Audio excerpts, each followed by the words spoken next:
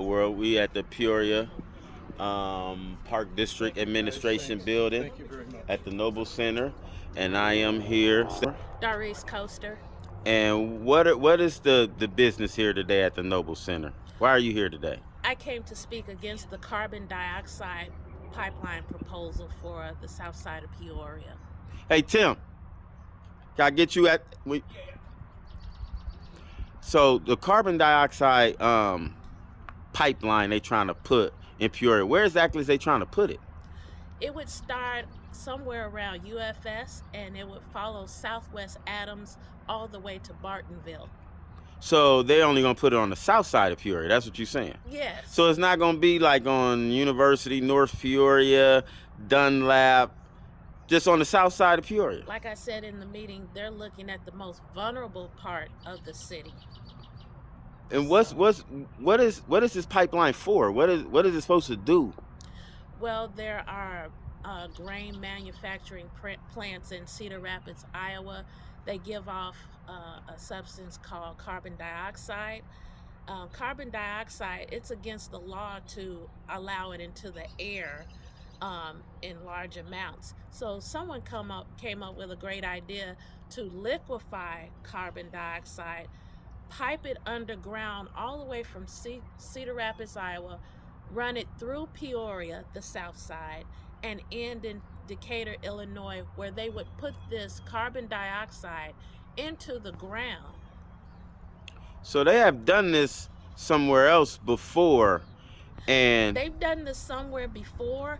Right now, there is approximately 5,000 miles of carbon dioxide pipeline in this country right now, but nothing of this magnitude. So we would be guinea pigs. No one else has done it to the scale that they were proposing to do it. So they are using the south side of Peoria as a test site for the longest running CO2 pipeline in the history of their company. Yes. And what will happen, let's say there's a flood in Peoria and the ground shifts or something and damages this pipeline and there's a leak? Well, this is the thing. Carbon dioxide, when it's liquefied, becomes highly volatile, unstable, and very explosive. So that's running through the pipelines. Anything that would cause that pipeline to shift, move in an unusual way, including maybe just a regular rainfall, like in Southside, Mississippi, you're going to have an explosion. You will have deaths. We heard from a victim. I gave you guys the clip tonight. A Southside, Mississippi victim said he had approximately 7 to 8 seconds before he lost consciousness because carbon dioxide takes all of the oxygen out of the air. All of it. So that means anything that relies on oxygen would literally die or pass out. You are either going to go into a coma or you will die. So what about the city council in Peoria? Is they considering actually putting this on the south side of Peoria? I am not going to speak for the city council. We are definitely watching and noting their various opinions they're expressing. A lot of them are saying, let's talk to ADM, let's talk to Wolf ADM and see what they say. Let's find out more about the company. I feel like if you do due diligence on Google, looking up this information, you can easily find the answers you need. It was stated in this meeting, tax evasion, other things like that. Are these the type of people doing business that you want to trust with life and death scenarios with carbon dioxide? I say no. So it sounds like to me that whoever is involved with wanting this pipeline running through the south side of Peoria don't really care about the people that live down there. Would you agree with that? I would have to say yes. I mean, have to say yes. If any potential loss of life over money, because that's all the so-called good supposed to be coming out of this is like $1 billion, which isn't going to be good for the city of Peoria. It's going to be good for a private company, a private corporation. But the worst that could come out of this is the whole south side of Peoria can die. Yes. In one event, one explosion, the victim we heard from was half a mile away from the explosion site. He was in his vehicle and he had 7 to 8 seconds before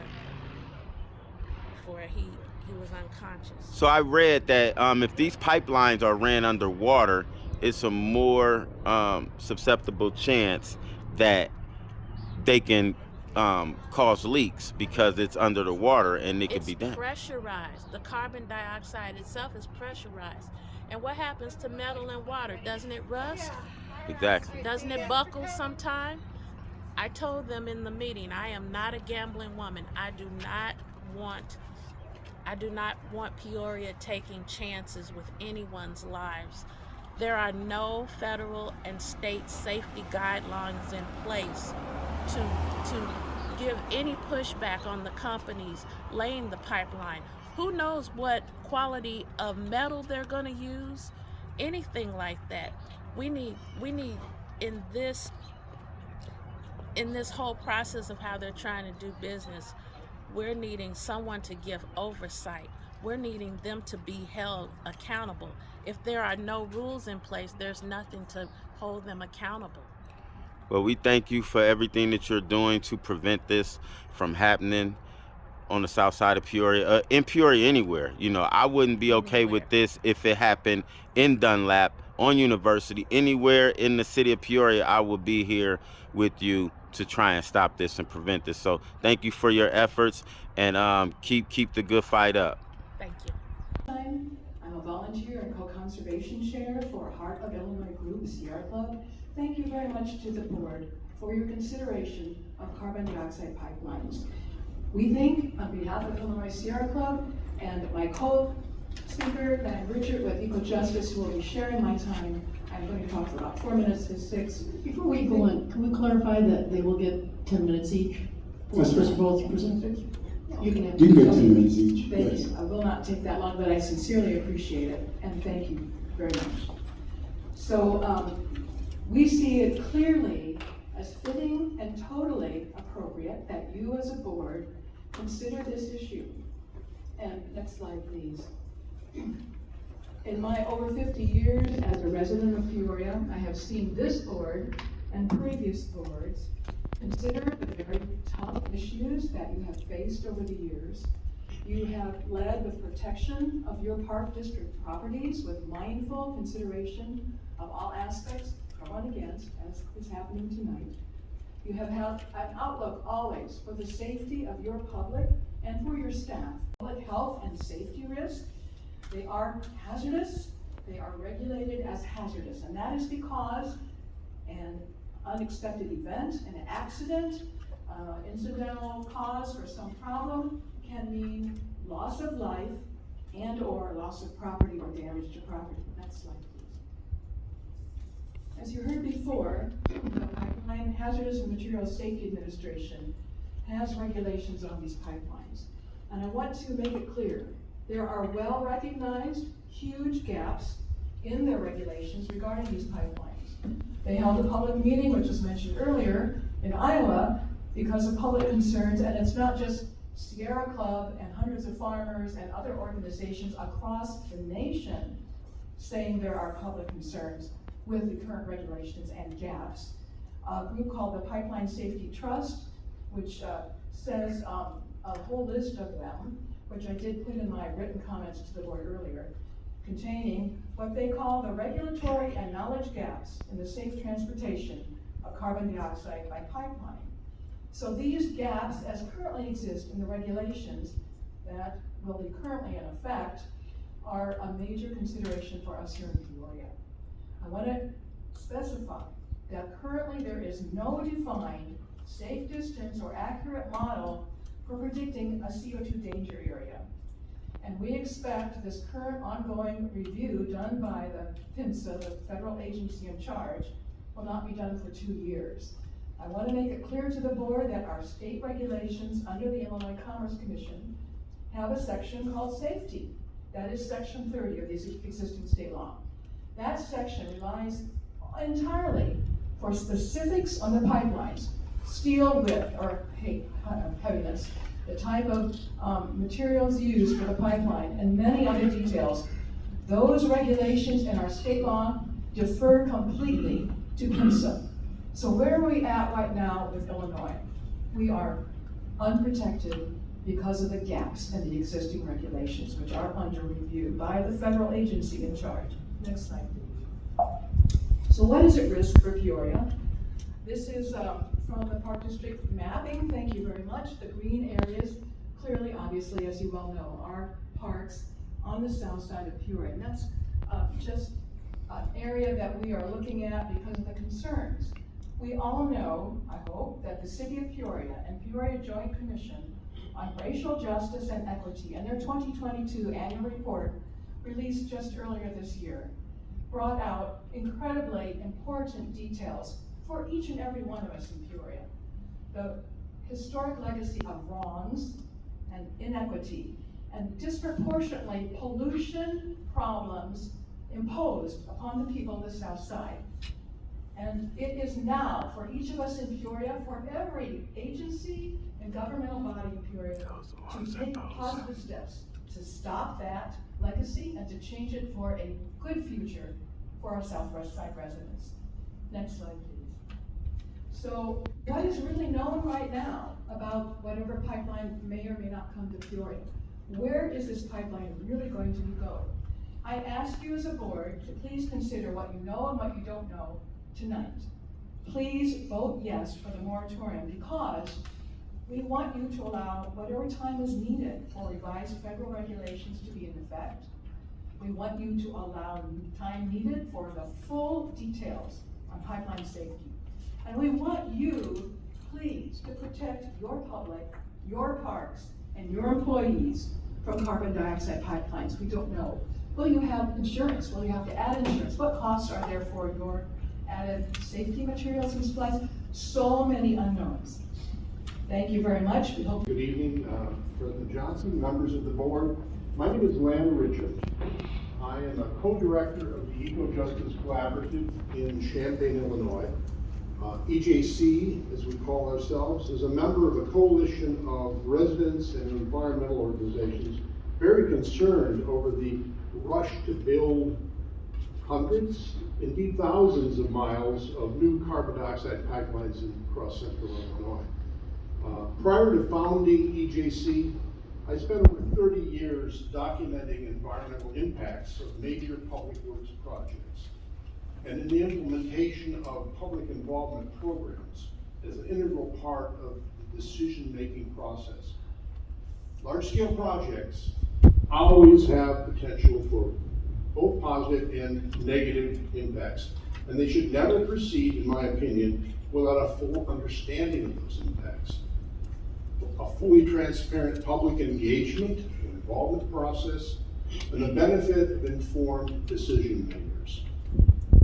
CO2 pipelines and carbon capture, as they're being proposed, have never been constructed or operated on a scale or magnitude that's now being proposed in the Midwest. Wolf Carbon Solutions and ADM have a very strong incentive to convince you to help them fast track their project. Their plans call for the storage of up to 12 million tons of CO2 each year at $85 per ton. That is over $1 billion a year in tax credits from the federal government. You can't blame them for being eager. But what does this mean for you? What are the full impacts of a project like this? You'll be living with this for decades. So you need to take the time for your due diligence. This is especially important because these are private projects. These are not federal projects. There is no requirement for an objective environmental impact analysis. There's no open and transparent public involvement process that is proposed. One major concern we have is the issue of safety. Oops. Go on. Oh, yeah, okay, Okay. I'm sorry. That's Yeah, okay, that's right. okay. Get it coordinated here. It's my fault. One issue, an important issue is safety.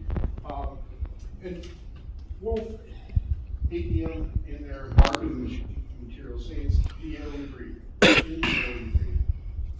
Navigator, a sister project south of here, says it's the same thing, but it's fizz in your soda.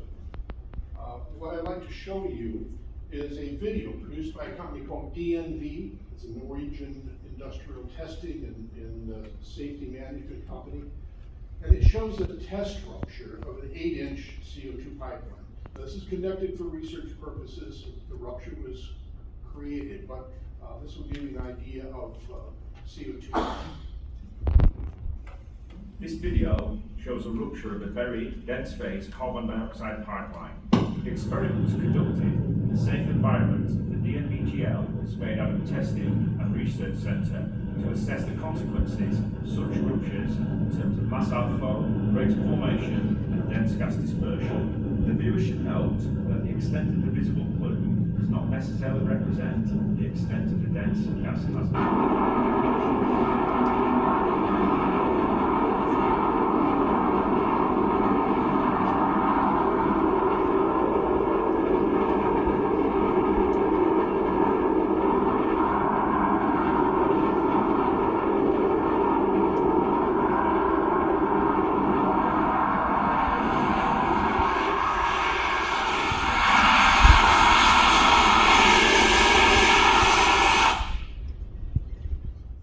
So clearly, this is not just the air we breathe.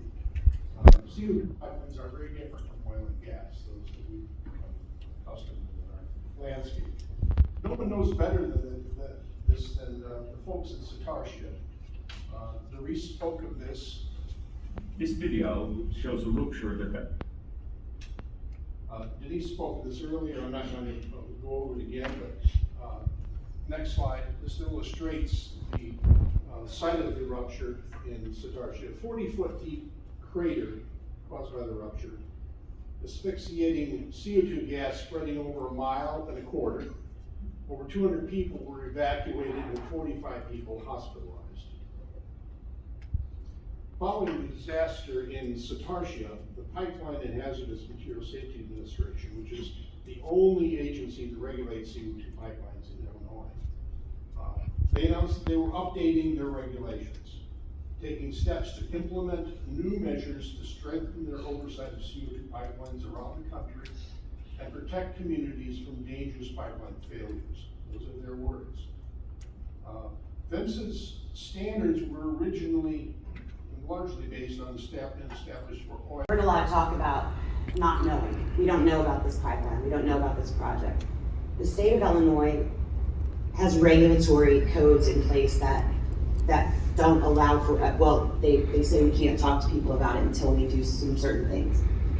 That first thing is to file the ICC application. So that's one trigger. And then there's a thing called a 14-day letter. We're required to send a 14-day letter that includes an extensive amount of information in that packet.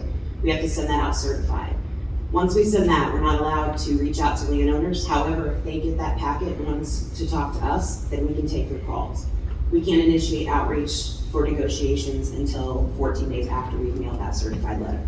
So I hope that clears up kind of the secretive nature of what people perceive as no contact.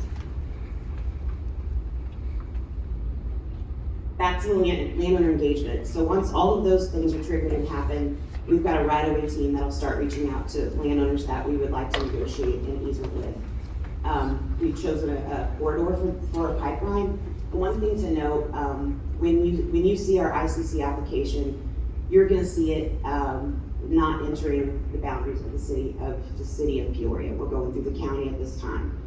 We are planning on at some point possibly reevaluating. I just didn't want you guys to see that come through, and it doesn't look like the route that everybody's seeing publicly. So we're going to reevaluate that at a later date. So I just wanted to be very clear with the public that we're going to submit something that looks a little different than what you guys have seen.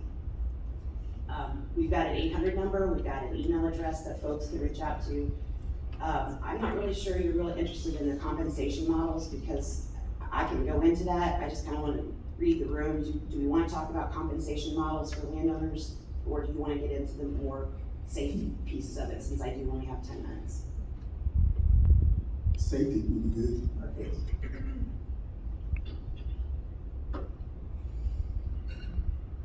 Hey Pat, can you unmute yourself and speak and talk about the operations and maintenance?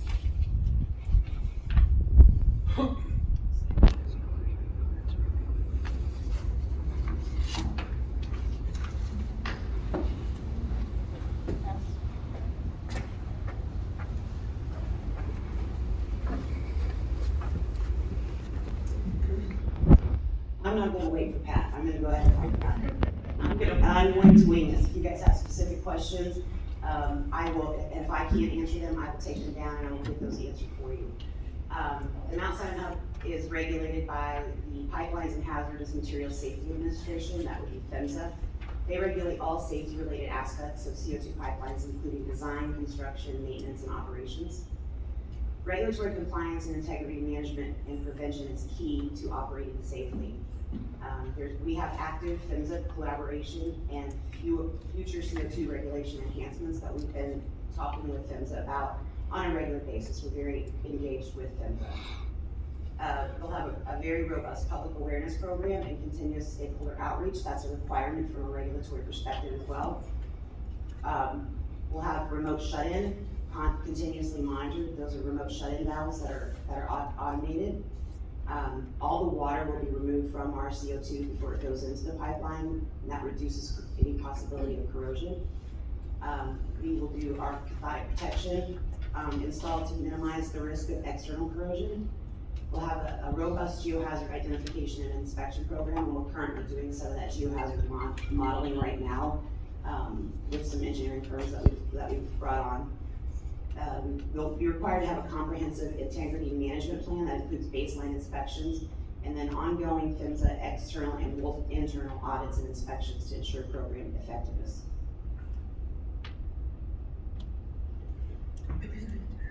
We're committed to our safety and our response. The Mount Sinai Hub is regulated again by PHMSA.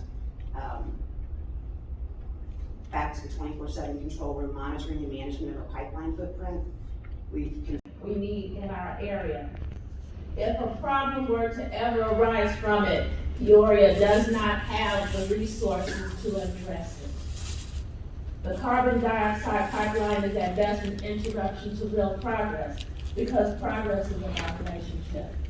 At worst, it is a landmine buried under our feet. I'm speaking from a layman's perspective, so put persuasive info and statistics aside. Would you allow the pipeline on your property?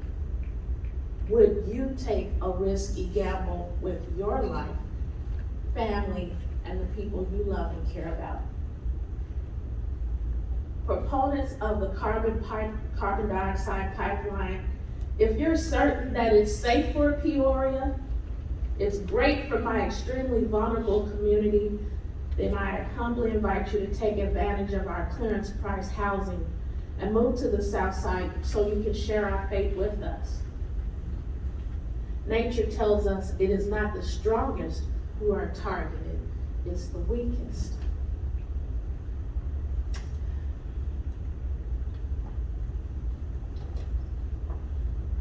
I want to start really talking about survival and safety. So we'll have to bring up Southside, Mississippi, because they had a carbon dioxide pipeline, and they were being routinely inspected by PHMSA, the U.S. Pipeline Hazardous Materials Safety Administration. Just for you to know, I traveled to Des Moines, Iowa on May 31st. We met with people from PHMSA. We met with victims from Southside, Mississippi. We heard from their first responders. And I would like you to hear this man's experience. My name is DeBray Burns. I'm from Kansas City, Mississippi. And Would you tell me briefly your experience of the explosion with the pipeline in Satasha? Yes, we were coming down the road from a fishing trip, and I heard this big boom, and a cloud of white smoke dust went up in the air, and I called my mom to come to tell her the pipeline had blew up and we were coming to get them. And as we were going up the hill to my mother's house, the car just shut off. I guess the carbon dioxide that was in the air took out all the oxygen. And we stayed up under there for about three and a half hours. And I've been affected by it ever since. I have anxiety attacks, I have trouble breathing now, shortness of memory, just having trouble focusing, and I haven't been able to work in about 3 years because of my nerves and everything. It's just been horrible. Thank you for letting us know what happened. You're welcome. Honored to meet you. Nice to meet you. He shared with me that he was a half mile away from the blast. Half a mile. My name is He had 7 or 8 seconds before he lost consciousness. There was no oxygen in that whole area to breathe. The first responders who came to help the residents of that small city were also overtaken, and they were also taken to hospitals in other counties. The fire chief of the town told us this in Des Moines. He said, from what I saw and from what I know of carbon dioxide pipelines, I will not so much as live in the same county as a pipeline. I will not live anywhere near it. Please keep that in mind. I just believe that an experience always lifts a persuasive argument.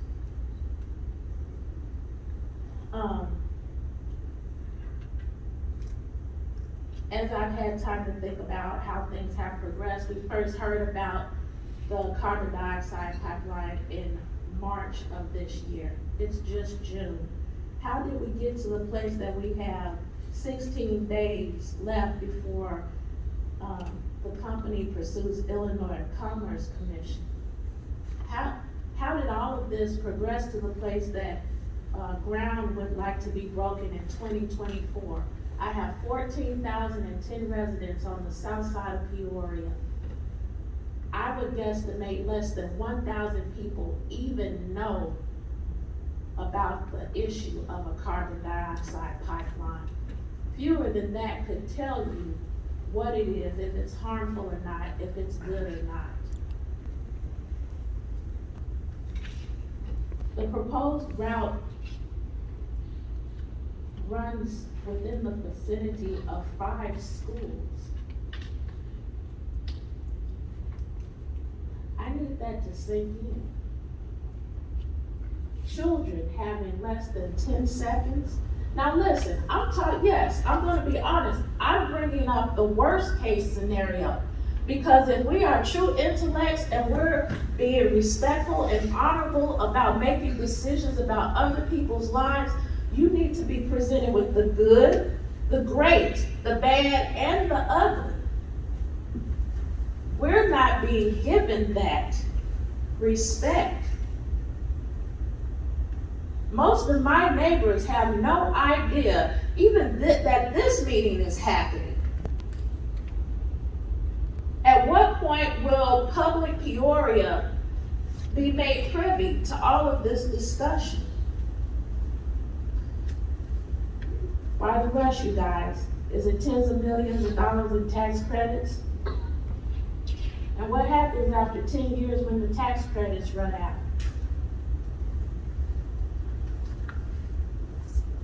I think part of the hurry is to construct the carbon dioxide pipeline before the U.S. government puts appropriate safety precautions in place. If you contact anyone from PHMSA, they'll tell you they're still in Satasha, Mississippi. And I want to clarify why that blast happened. I don't know if you remember 3 years ago in the news, there was a lot of rainfall in Mississippi. It was just a lot of extended rainfall. That water soaked into the ground shifted underneath the pipeline. Just nature being nature. It wasn't anything that the company did wrong. It's nothing that in particular that we could look to and say it was a crack or a break. Just things happening as usual. The route from Cedar Rapids to Decatur, Illinois, the way they mapped it out, we talked to the farmers in Iowa. They're gonna run it underneath railroad tracks. Ever been close to a railroad track? Your body's trembling, you feel it coming. And also that carbon dioxide pipeline carrying a liquefied form, it's volatile. I'm not a gambling woman. I will not put my life on this. It's got to be a different answer besides putting, I'm not gonna even say the Southside, Peoria as a city on the map in this way. I wanna tell you guys this, you've got everybody's attention.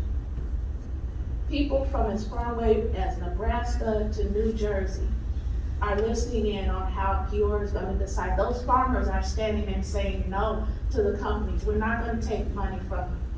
We wanna keep our land. You guys come up with a different way to do this. I have a comment to make, about making the resolution, making the motion, so I don't know if there's anybody else who wants to make comments before he. I'd just like to hear the motion.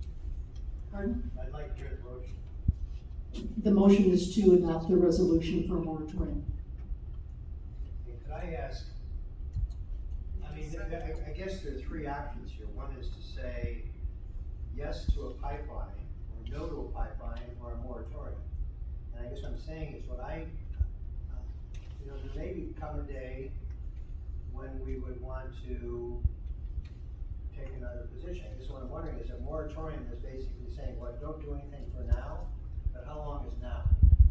The resolution states until we have effective, until the PHMSA regulations are in effect.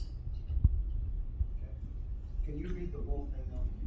The resolution? Okay, this is the next one. Yep. Right? Yeah, I'll read it there for you.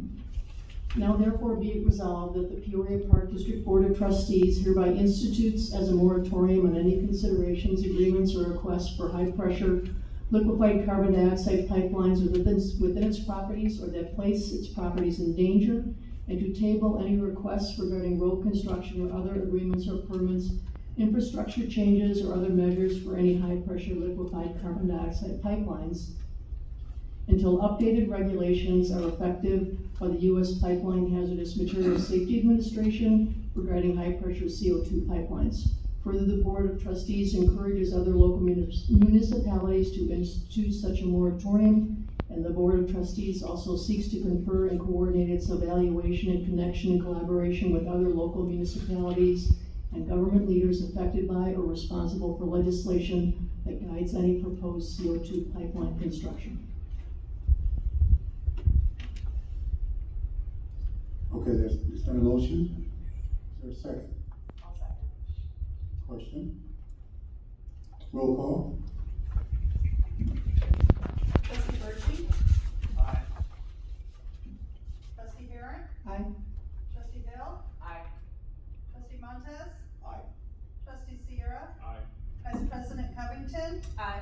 President Johnson? Aye. Unanimous vote. Hey, how you doing? State your name for the camera. My name is Nick Furman. Nick Furman. And what is you doing here today at the Peoria Park Administration Building? Sure, yeah. I'm here speaking out about this carbon dioxide pipeline proposal and was asking for, and I'm happy to see that the Park District has put in this moratorium on new pipeline construction.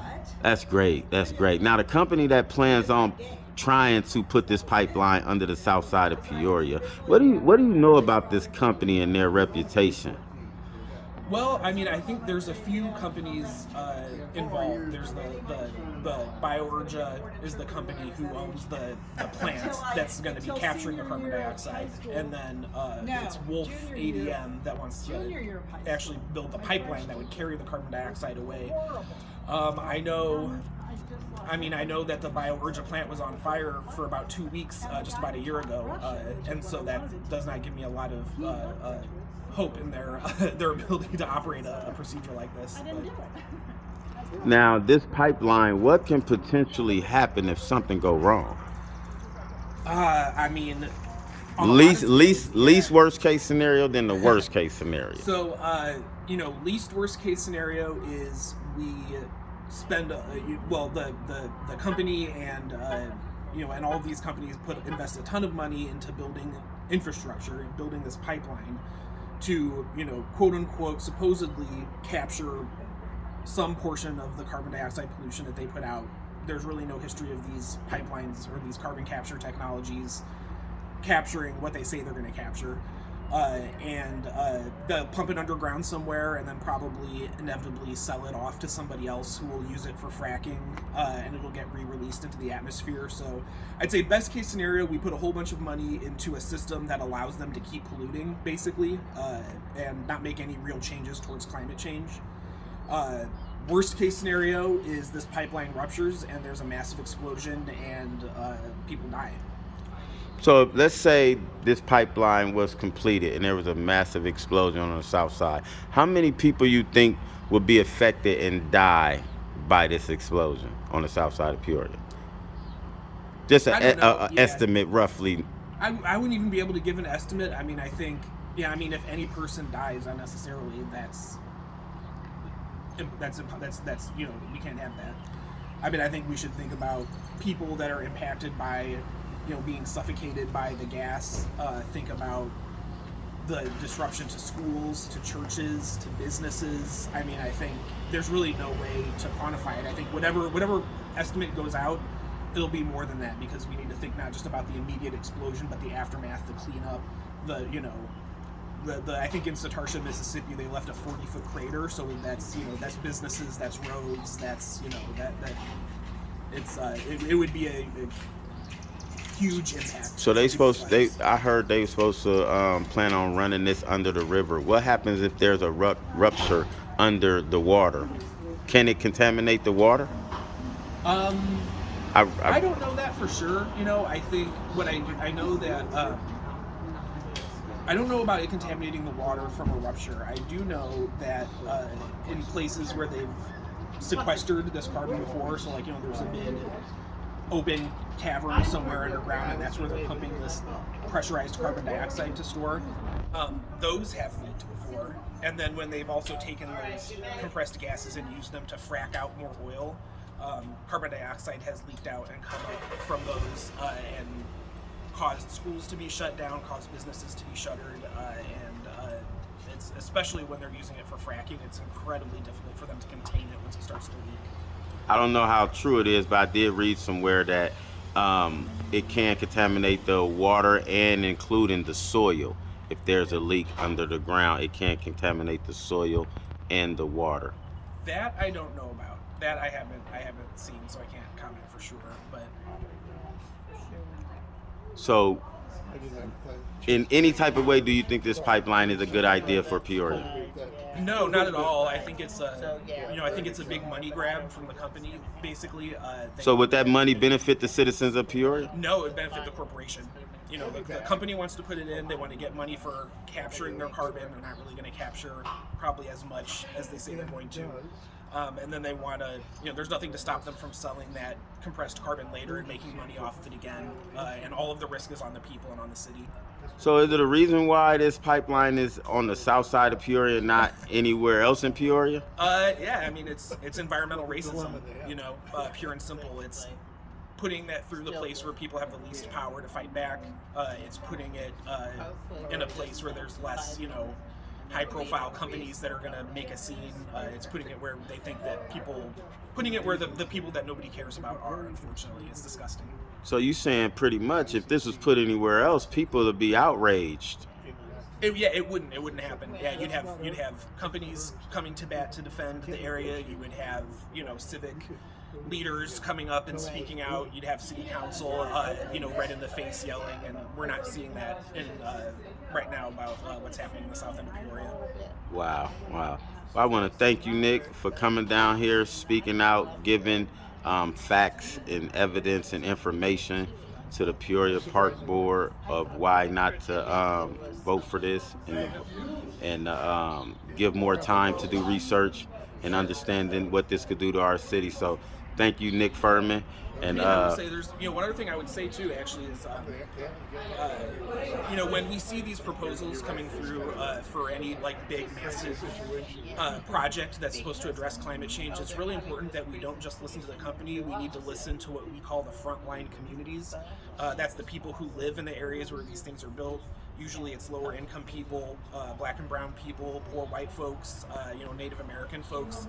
They're the ones who see the things that these construction projects actually create, the things that the companies don't want you to know about. So, there's a lot of resources out there, Climate Justice Alliance, Indigenous Environmental Network, the Hoodwinked Collaborative, Hoodwinked in the Hot House. They're shining a lot of light on these greenwashing corporate lies that are out there to put profits over people. That's great. Anything else you want to say, or you cover mostly everything? Just get engaged. Write out, make noise, talk, find out who your city council member is, and write them, call them. So this still is a topic on the city council's desk. Absolutely, the city council as well as the county board. We want them to know that people care about this. So. All right. Thank you, Nick. Yeah. Swole. You hear people all the time be like, I want to thank God, I want to give all thanks to God. But what God you with? Don't you know who I'm with? God. Don't you know who I'm with? Darkness. Don't you know who I'm the with? Most High. Don't you know who I'm with? Omnipresent. Don't you know who I'm with? Yeah. Don't you know who I'm with? God. Don't you know who I'm with? The mob. Don't you know who I'm with? I'm with the dope guys, the ones who get you so high. Fresh. They call me Ghost minus the suits and the bow ties. Whoa. The Godfather pay millions to have them poke ties. Yeah. My God's everywhere, he ain't just the most high. And America's the real reason that coke fly. The CIA brought in more dope on the boat side. The gangsters I know, disciples, they on them folk side.